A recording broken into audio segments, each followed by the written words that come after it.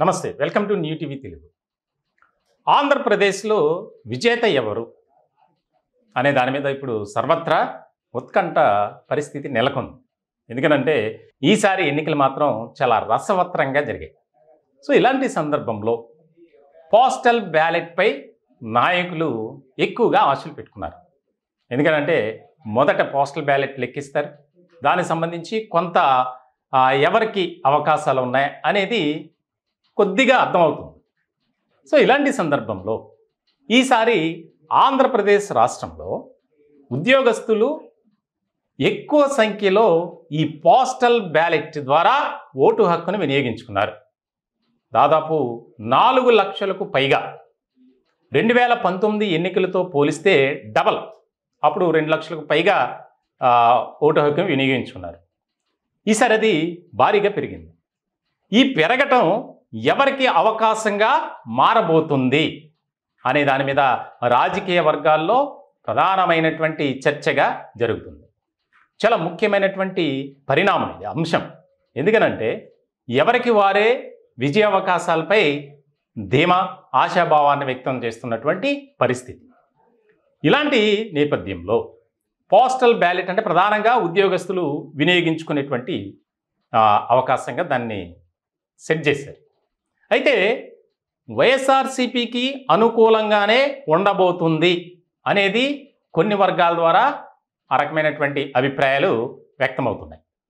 కానీ కూటమి నేతలు మాత్రం దీనికి ఖచ్చితంగా ఏదైతే అధిక సంఖ్యలో పోస్టల్ బ్యాలెట్ ద్వారా ఓటు హక్కు వినియోగించుకోవడం ముఖ్యంగా కూటమికి చాలా లాభదాయకం అనేది వినిపిస్తుంది.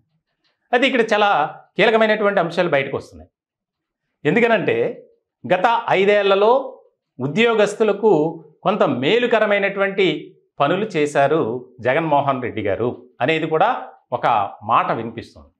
అలాగే ఏదైతే పిఆర్సీ కానీ ఫిట్మెంట్ కానీ ఈ విషయాల్లో కూడా కొంత వారికి అనుకూలంగానే నిర్ణయాలు తీసుకున్నారు. ఎన్నికలకు ముందు ఉద్యోగ సంఘాల నాయకులతో జగన్మోహన్ రెడ్డితో పాటు కొంతమంది ముఖ్యమైనటువంటి నేతలు తాడేపల్లిలో భేటీ నిర్వహించారు.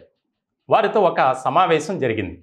ఈ సమావేశంలో చాలా ముఖ్యమైనటువంటి అంశాలు చర్చకు వచ్చాయి. ఏదైతే మళ్ళీ వైఎస్ఆర్సీపీ అధికారంలోకి వస్తే ఉద్యోగస్తులు ఇప్పుడు ఏవైతే కొన్ని ఇబ్బందులు పడుతున్నారో వాటన్నిటికీ శాశ్వత పరిష్కారం చేస్తాం. అలాగే పిఆర్సీ పెండింగ్లో ఉన్నటువంటి డిఏలు కానీ ఇతర ఏదైతే ఉద్యోగస్తులకు బెనిఫిట్గా ఉన్నాయో వాటన్నిటినీ క్రమ పద్ధతిలో మేము పరిష్కరిస్తాం అనేది ప్రధానమైనటువంటి మాటగా అక్కడ ఆ సమావేశంలో వినిపించింది. అయితే దీనికి సంబంధించి దాదాపు రాష్ట్ర వ్యాప్తంగా కొన్ని ఉద్యోగ సంఘాల్లో పార్టీ వైజ్ కూడా ఉన్నాయి. కొంతమంది తెలుగుదేశం పార్టీకి అనుకూలంగా ఉంటే మరి కొంతమంది వైఎస్ఆర్సీపీకి అనుకూలంగా ఉన్నారు. ఇటువంటి సందర్భంలో ఎక్కువగా ఏదైతే ఈ వైఎస్ఆర్సీపీ నుంచి ముఖ్యంగా జగన్మోహన్ రెడ్డి గారి నుంచి వచ్చినటువంటి ప్రతిపాదన ఉందో దానికి సానుకూలంగానే స్పందించారు.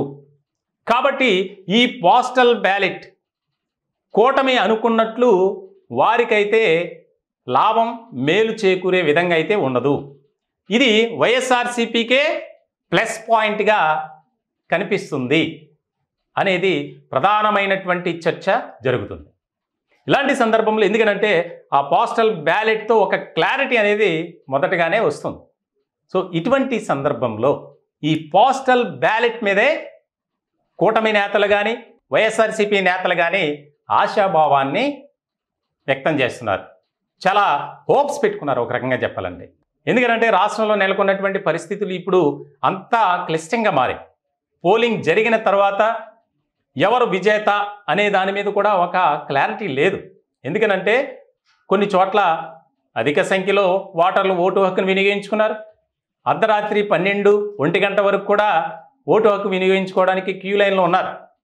సో ఇటువంటి సందర్భంలో రాష్ట్ర వ్యాప్తంగా ఉద్యోగస్తులు ఈ పోస్టల్ బ్యాలెట్ను వినియోగించుకోవడం, అది కూడా ఎక్కువగా గతంతో పోల్చుకుంటే డబల్ 4 లక్షల పైగా 4 లక్షలకు పైగా ఉద్యోగస్తులు తమ ఓటు హక్కును పోస్టల్ బ్యాలెట్ ద్వారా వినియోగించుకున్నారు. సో వైఎస్ఆర్సీపీ అయితే ఎక్కువగా హోప్స్ పెట్టుకున్నాయి, ఆశాభావాన్ని వ్యక్తం చేస్తున్నాయి. ఆ ఓట్లు అంటే ఉద్యోగస్తుల ఓట్లు దాదాపు 80% మనకే పడే అవకాశాలు ఉన్నాయి అనేది మొత్తానికి చూడాలి. మరో కొద్ది రోజుల్లోనే ఈ కౌంటింగ్ అనేది జరుగుతుంది. దీంట్లో పోస్టల్ బ్యాలెట్లో ఎవరికి వారు పట్టం కట్టబోతున్నారు అనేది ముఖ్యమైనటువంటి అంశంగా మారబోతుంది.